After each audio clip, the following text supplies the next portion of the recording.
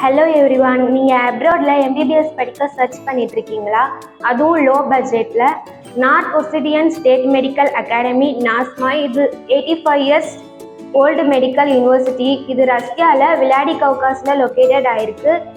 இந்த யூனிவர்சிட்டியோட education language 6 years ஃபுல்லாக இங்கிலீஷில் தான் இருக்கும். இந்த university WHO NMC recognised university. இந்த யூனிவர்சிட்டியோட கிளைமேட் நம்ம ஊர் ஊட்டி கொடைக்கானல் கிளைமேட் மாதிரி தான் இருக்கும்.